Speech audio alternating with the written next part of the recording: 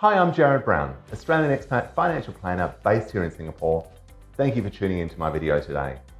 Now, many of us will know that Singapore can be a very expensive place to live. It's a very easy place to spend money, and any Australian expat who's spent any time here before will certainly be able to attest to this. From rent to schooling to going out for dinner, it's an easy place to spend money. But are there actually ways to save money here?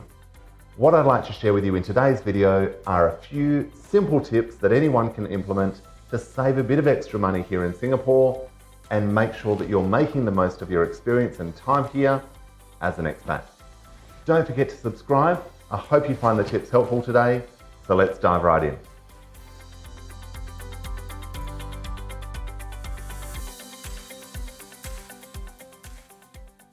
Now, the first one is to consider switching your electricity provider. There are plenty of alternatives out there now, like iSwitch and many others, that will offer you discounts to actually sign up with them, depending on how long the contract is. You might find that you save 10, 20, 25% off your electricity bill. Now, we're not talking thousands of dollars for most of us here, but it might be $20, $30, $50, $100 potentially, depending on the size of your electricity bill, that you can be putting in the bank, off the mortgage, or somewhere else far more productive. My second tip for you is don't be shy to haggle on the rent and think a little bit creatively. It's not just as simple as asking for a discount on the rent, but consider paying a higher amount if anything goes wrong. In most expat leases, in our rental contracts, we have a $200 or a $250 contribution to anything that needs to be repaired in the property. Consider making this a little bit higher. That might give your landlord a bit of peace of mind and allow you to pay a bit of a lower monthly rental amount. Consider signing up for a longer term lease. Remove certain terms and conditions from the lease. And of course, be sure to check the URA website that outlines exactly what properties are actually being leased for. It's one thing to look on the websites like Property Guru and the others, but you can find that some rental prices, particularly in some areas here, can be advertised for very different rates than they actually go for. So be sure to check exactly what properties are actually being leased for. It's all available online and you can check it out. You can check out which month that you want to look for, which property or properties that you want to look for. You can even drill down to the size of the property. So where possible, consider finding a discount on your rent. My third tip for you is to consider buying furniture secondhand. On places like Facebook, Carousel, there are plenty of other options that you can find secondhand furniture or whatever it may be that you need for your house. Many expats, particularly Australian expats and others, might come to Singapore on a 1, 2, 3 year contract and then move back home or be relocated elsewhere. Now, a lot of that furniture they need to get rid of. They may not be taking it all home with them. So quite often you can find you can get very new, almost brand new furniture for a very low price because the expats simply need to get rid of it. So shop around. Prices have certainly improved considerably since I moved here a little under a decade ago. So do your homework, bring what you can if you're still in Australia and looking to move to Singapore. But again, just be sure to shop around. Secondhand doesn't mean old and used like it can in some places. Basically, do your homework and you might just find you can save a bunch of money fitting out your property. My fourth tip for you is to consider dining locally.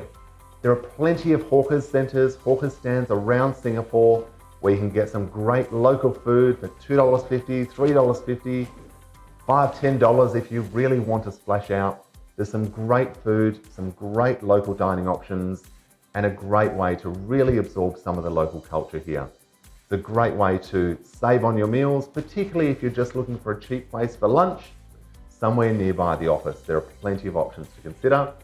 There are also certain hawker centres and stands around the island, around Singapore, where you can buy what is called a kopitiam card. Forgive my pronunciation, I'm sure I've butchered that, but it will give you a bit of a discount. It's a reloadable, rechargeable card you can add some cash to it, and that will give you a 10% discount typically when you're out spending that. So again, we're not talking huge savings here given the price of the food, but 50 cents here, $1 there, it all starts to add up, particularly the longer you're staying in Singapore.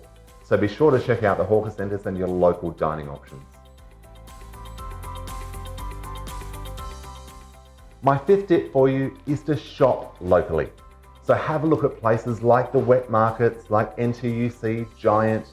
There are some great local supermarkets and great local shopping options that you can check out that are a lot cheaper than some of those that are typically in the expat hubs of Singapore. So you've got the likes of Cold Storage, Jason's, some of the more premium end supermarkets and grocery stores. So make sure you do your homework.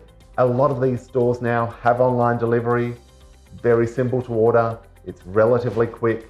Look for discounts, look for coupons, but be sure to shop around because you'll find that there can be huge variations in the prices of basic goods and services. My sixth tip for you is to consider using some of the local shopping and dining apps. So here you've got some great options. You've got Shopback, you've got Fave, you've got Eatigo. You've got lots and lots of options. Just jump on Google, look for discounts on dining, on shopping, on your groceries, on ordering electronics, whatever it may be. There's typically a points program. Some of them can be a little bit complicated. So check out some of the Facebook groups. There's plenty of experts there. They'll tell you exactly how they work, how to save money, how to earn points, but they can really add up over time. So check them out. Some of the local dining ones, like Eatigo, for example, can be a great way just to try new restaurants. There's loads of dining options on the app, anywhere from 10 to 50% discounts. This is not an advert for Eatigo, but just a great little option to try some new places when you're looking for a new place to eat or to grab a drink. My seventh tip for you is to Google, particularly the larger purchases, before you actually go and buy them. And if you can, just to avoid a bit of buyer's remorse and get the possibility that the vendor may actually give you a coupon, leave the item in your shopping cart for 24 or 48 hours. It gives you a bit of time to sleep on the purchase. Make sure you're not going to regret it in the morning. You still think it's a good idea. And you may find that by leaving the item in your shopping cart, the vendor will get an alert that somebody's left an item in the cart and may just offer you a discount or a coupon, some sort of incentive to actually proceed with the purchase. You can find there's huge variations in Singapore, particularly on electronics, on furniture, on some of the bigger ticket items, where you could pay anywhere from $5,000 to $2,000 for exactly the same item just by shopping around. So it pays to do your search, jump on Google, check out what your options look like. My next tip for you is to consider using public transport rather than relying on cabs and the ride-sharing apps in Singapore. Now, the ride-sharing apps and the taxis are a lot cheaper than back home in Australia. For most of us, we're not going anywhere in Australia for less than about $50 if we're lucky. For most of us, it's going to be anywhere from $70 to $100 for an average trip. But in Singapore, that trip is going to be $10 to $15 typically. Then you've got coupons, you've got discounts, you've got all the other incentives. So they can still be very cheap, but the public transport here is fantastic. You've got the buses, you've got the MRT network. Tickets are very rarely more than $1 to go anywhere on the island. It's a very low cost way of getting around. It's safe, it's clean. They seem to run every minute, so there's plenty of options to get around. So again, a lot of these small savings every day, particularly when we start going back to work, can really add up quite quickly.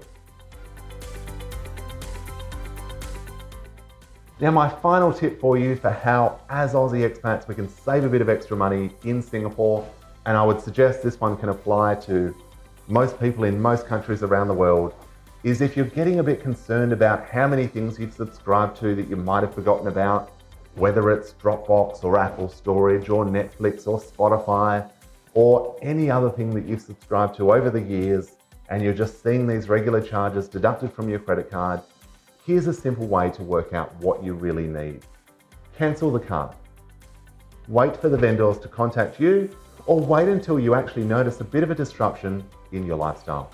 Now, of course, if you've got mortgage repayments or tax payments coming out of that card, make sure you set up alternative arrangements before you cancel it.